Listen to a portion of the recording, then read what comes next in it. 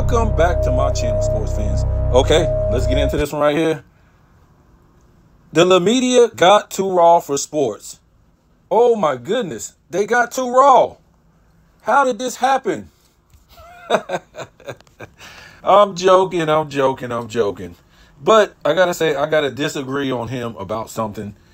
And listen, he didn't tell in the whole full video what he was talking about, but he said he was gonna put it on a Patreon. So I haven't seen that video yet, but he did say this in the Sean Kemp video. He was talking about Sean Kemp, but first he addressed that if it ever came to fruition that LeBron didn't do PEDs or cheat in that type of way, that he would have LeBron in his top 5 greatest of all time, because he said besides the top 4 that he has, he didn't put him out, but the top 4 that he has, there's been nobody else better than LeBron besides those top 4. I gotta disagree, man. And shouts out to Too Raw for Sports, because this is my number 1 guy I listen to. I think who else will be second? Sports and Fitness Rants, he will be second, and then Angry Old Hoop Fan, he will be third. These are the people that's in my top 3. And sometimes I like to rearrange them.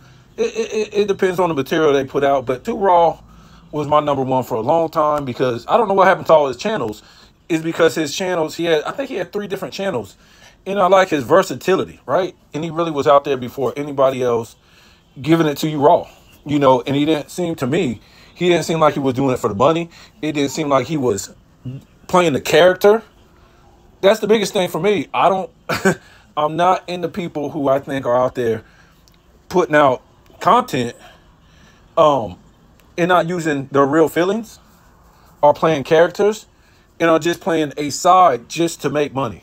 So you're not going to be in my top 3, top 5 who I listen to as far as sports media or basketball. In this case, those are just my top 3. I think these are the 3 rawest guys out there. Too Raw for Sports, Sports and Fitness Rants, and Angry Old Hoop Fan. Now, all 3 of them, really, when you first come across them, you really got to like adjust yourself, because you really never heard nothing like this. And at first you're like, what?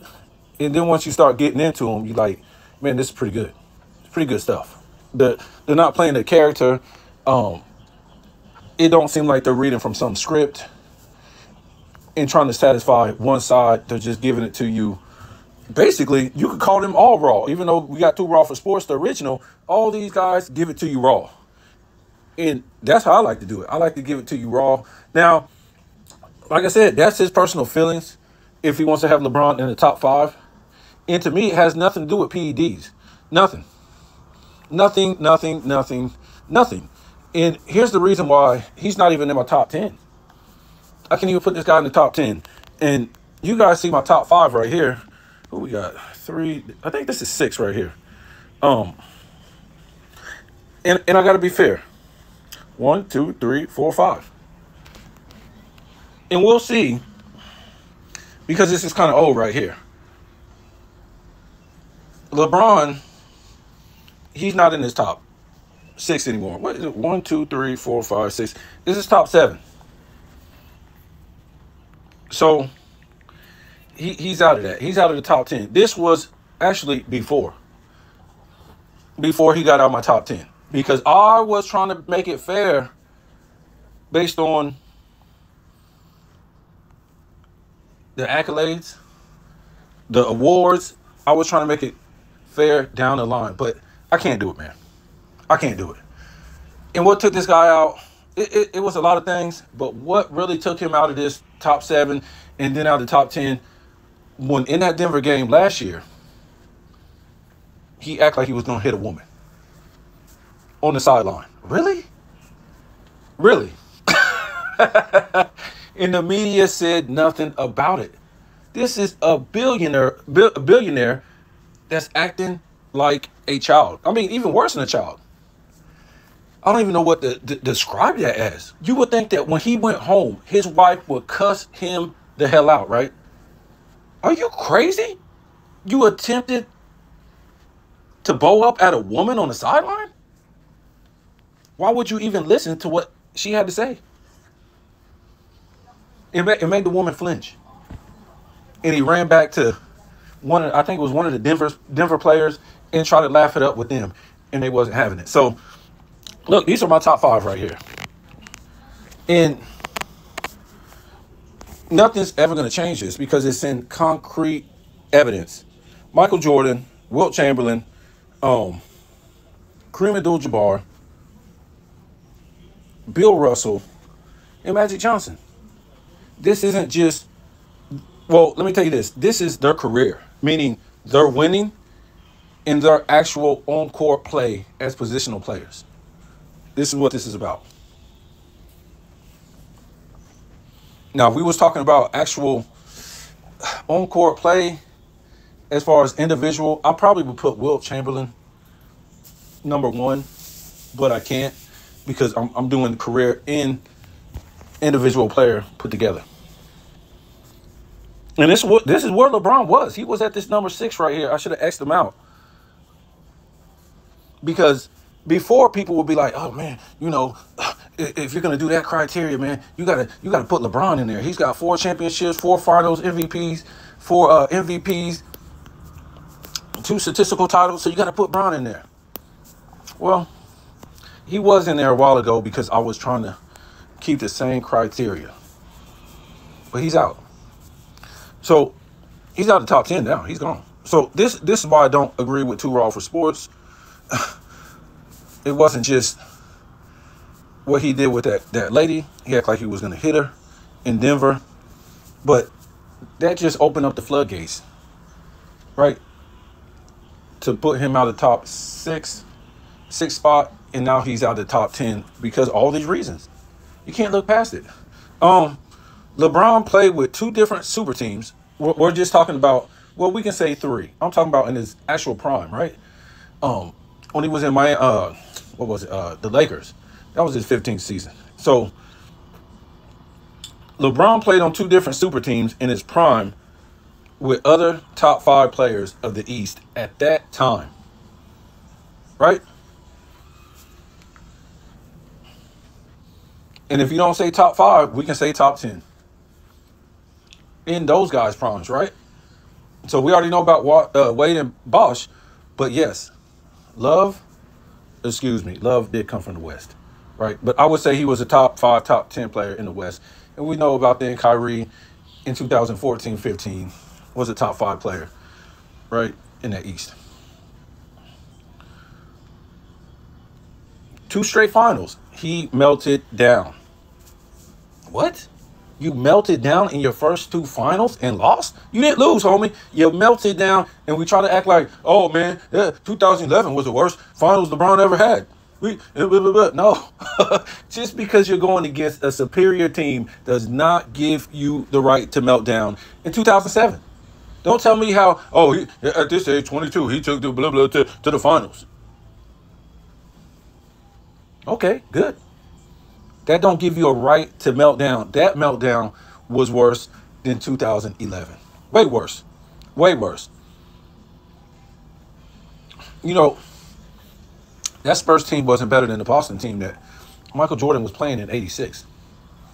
And what did Michael Jordan do? He made his name. If Mike would have came into those 2 back-to-back series in '86 and '87, it would have crapped all over itself.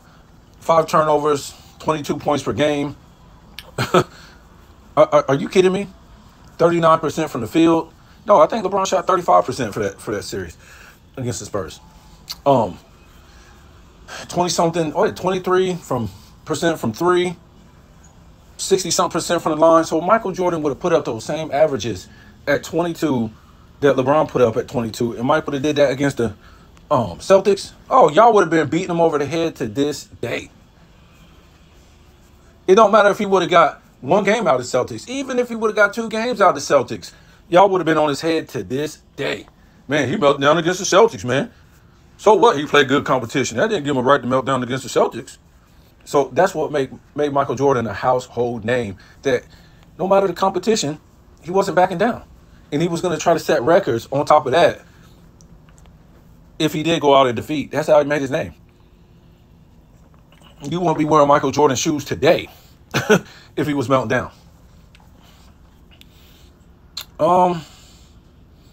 Missed the playoffs, second season with an all-star teammate.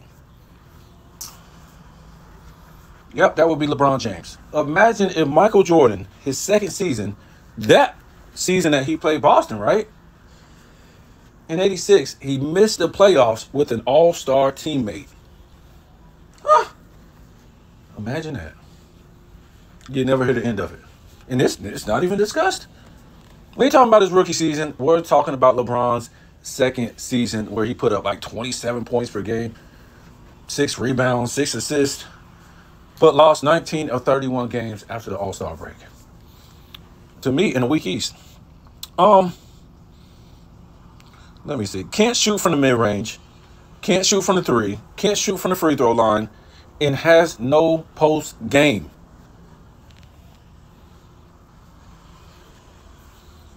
And this stuff is consistent. I'm talking about, yeah, I done seen LeBron hit mid-range shots. Yes, I done seen LeBron hit three-point shots. Yes, I saw LeBron shoot good from 3 for a season. Yes, I done seen LeBron shoot, I don't think he shot 80% from the line, but shoot sometimes good from the line, but not consistently.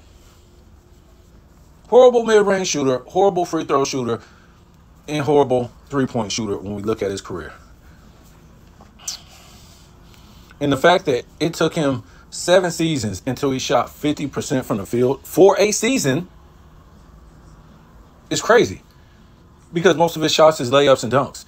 And it took 14 seasons until he shot 50% from the field for his overall career. It's nuts. Barrel into the basket is basically his only move. And you know, when people get older, like Michael Jordan, like most great players that ran to the hoop, they start developing a jump shot. Or using it more. I won't say develop a jump shot, but count on a jump shot even more. Mike didn't play around. Mike didn't play around. Basically, once he got into that second three-peat, he just pull up in your face. Pull up in your face. Pull up in your face. Sometimes you watch these Michael Jordan games and you're like, what the hell are they talking about? Michael Jordan versus LeBron? To me, I keep trying to tell you, Michael Jordan is the greatest shooter of all time.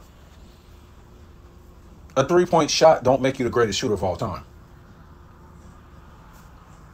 It don't. You saw what Reggie Miller had to do just to get a three-point shot off. Or Ray Allen to get... There's no spaced out floor. Come around 3 screens and you still have a hand down your damn throat while you're shooting. Michael Jordan is known for taking the most difficult shots, even on the perimeter. We're not talking about just going to the basket. We're talking about on the perimeter. And that's why they said Kobe Bryant was the closest thing to Michael Jordan. Nobody wanted to imitate that. Those perimeter shots are something that you're going to get benched for. Why are you taking shots like that? That's what your coach will tell you. You're not going to hit them. You're not going to hit them. They're too tough. And I think Mike, he was just gifted because he had those big hands. And usually when you have big hands like that, you know, like a center, you're not supposed to be able to shoot with accuracy. And Michael Jordan used that to his advantage. Because when he was on the perimeter getting contested, those hands were weapons. Because while he was floating in the air, coming down from a fadeaway, those hands were still working.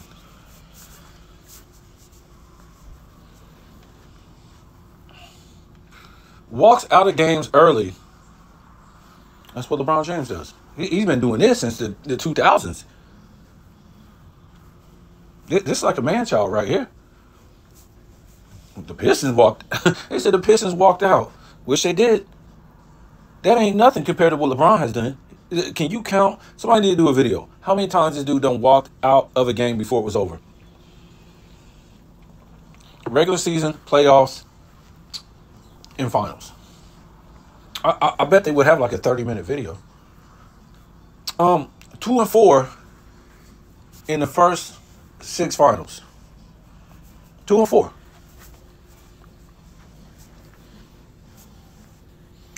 And people go, oh man, Wilt was 2-4. Well, Wilt didn't go around building super teams. 4-6 in the finals, and all 6 losses didn't see a game 7. In the game 6s, the losses, they were pretty much over in the fourth quarter. I mean, coming into the fourth quarter, while these guys stat padded, pretty much over. They were getting blown out coming into the fourth quarters. Didn't average 30 points per game until his 6th finals. Wow. Wow. You know all the great players that played in the finals that averaged 30 points per game in their first finals? Go check that list out. It took this guy until his 6th finals. You know what that was? That was 2015 when they played the Warriors. And check this out. He shot 39% from the field. What he averaged, like 35 a game, I think? But he averaged 39% from the field. So what does that tell you? What does that tell you? Don't give this man too many damn shots, because he's going to shoot a brick fest. If he's got to shoot from the perimeter a lot of times, along with his driving, the driving ain't that bad. It's just when you get this guy shooting a lot of perimeter shots, this dude is dead in the water. So that's when that's the first time he averaged 30 points per game in the finals in 2015, when Love and Kyrie went down. You got to take a lot of shots. Guess what? Michael Jordan used to taking a lot of shots. Is used to it. And he ain't about to shoot no 39% from the field. Not no finals. Not at that young age. What was he? Shit. That was in his 12th year? So LeBron was still, like 31 or something like that? He was still young. I don't think that's when Michael Jordan, won his, I'm not sure. I gotta look at that, but no way Michael Jordan gonna shoot 39% from the field when he's young. Nope. Not in the finals. What else we got here? Minus 86 in the finals for his career. Minus 86. Let's just move on.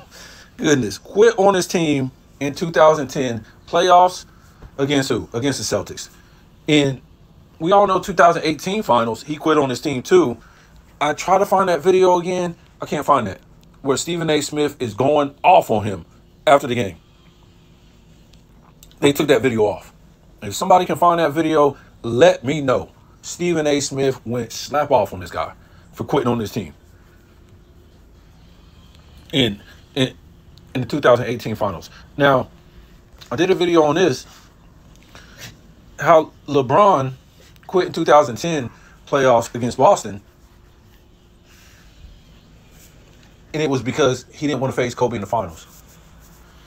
We'll go check that video out. But the fact that Skip said the next day, what was on Cold Piece or whatever they had back then, Skip said that he went off on him. Yeah, he went off on him, called him all kind of names, but he said LeBron James was going to be wearing the number 6 next season. Hold on, wait. And before he even said that, he said that he saw LeBron calling off his team in that fourth quarter with still time to catch up. And that LeBron looked like he was turning the ball over on purpose in that fourth quarter and pretty much was calling off the troops and waving the white flag. And later on, like I said, he said that LeBron was going to be wearing the number 6 next season. How the hell did he know that? Next season? That's when he went to Miami and wore the number 6 in Miami because Jordan's number was retired there. Huh, just a coincidence. So the media already knew what time it was. This wasn't just in 2010. It was 2009 when he melted down to the Magic. Remember, I think the Magic was a number 3 seed in 2009. Boston was a number 4 seed in 2010 in the playoffs. And LeBron had the number 1 overall seed in the playoffs with the best record in the entire league in back-to-back seasons. And lost in the playoffs. We already talked about this. He didn't want to see Kobe because they already knew career over. GOAT case over. It's over. if you go there and lose to Kobe Bryant? He already knew, because Kobe Bryant just came and brought home the gold a year before.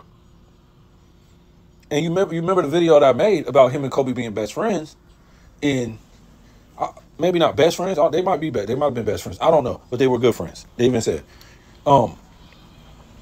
but he said basically all of his career in the 2000s that Kobe Bryant was the best player in the league. In two different interviews spread out in the 2000s. I think one was like, what was it, like 2007, and then one was like later on in 2009 or 2010. He said Kobe was the best player in the league. Kobe Bryant never, ever once said that LeBron was the best player in the league. Never. Why would he say that? The guy never even won a championship yet. So, just to win a championship, this guy had to go build a super team. Remember, if you don't build a super team, he never wins a championship, because he's a meltdown artist. Either he's a meltdown artist sometimes, or he just does it on purpose. Like 2011 finals, they say he melted down there on purpose because Wade was doing the damn thing. Wade was going to get finals MVP. So let's look at this.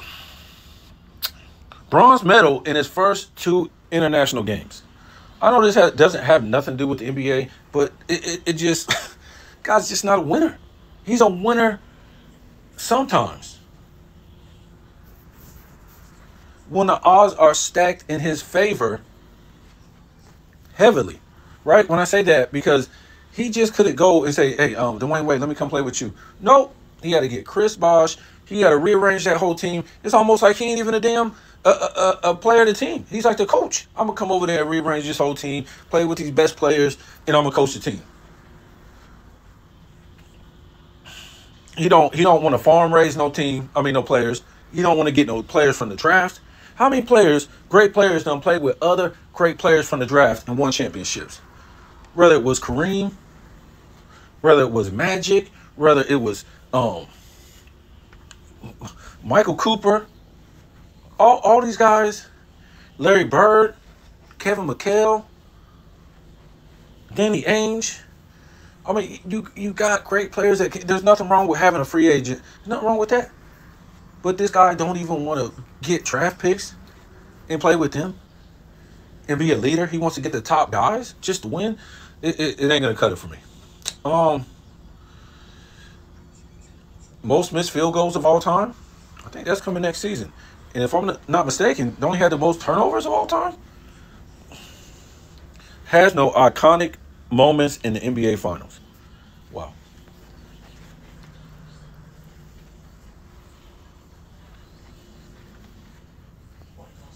No iconic moments for 10 finals. Look, if the guy went to like 4 or 5 finals, I could be like, okay, it's not little, but it's not really a lot. But 10 finals, you have no iconic moments? Are you talking about that chase down behind block? When you did that, the game was still tied. And it was like 2 or 3 minutes still to go. And both teams went back, breaking it up for like 2 or 3 possessions after that chase down block. You guys got to stop, man. Does he have the chase down block if his own teammate doesn't alter that shot? Was it J.R. Smith? I think it was. Michael Jordan it seems like his iconic moments are unlimited. And the iconic moments that we know of, if we didn't even know of them, they would just be like coming up with other ones that they don't even put out there, because Michael Jordan has so many iconic moments in the finals. Oh, goodness. Let me see. Was outscored in the playoffs or the finals. The playoffs, let me say this, was outscored in a playoff or final series over 8 times by another player, by a teammate or by an opponent. So let's look at this right here. Poor rebounder at 7 rebounds per game. Goodness gracious, 7 rebounds. Ain't that what Jason Kidd averages? 7 rebounds a game. That's that plumber that came up out of the 90s, right? You imagine that guy averaging 7 rebounds in the damn 90s? I think Clyde Drexler, I think he averaged 7 rebounds. So these are guards. And they're way smaller than LeBron James. And then we have swept, let Let me see. Swept and gentlemen swept countless times in the finals. Wow. That's what I told you. In six finals blowouts. That's crazy, man. I can't even believe that. It's just nuts. It don't make no sense to me. It don't make any sense to me how this guy can be a GOAT.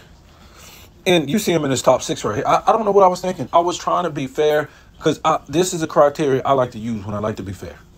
And we talked about before the Chris Broussards, the Stephen A. Smiths, they use my same criteria. The championships, the finals MVPs, the MVPs in the statistical titles, and the defensive player of the year.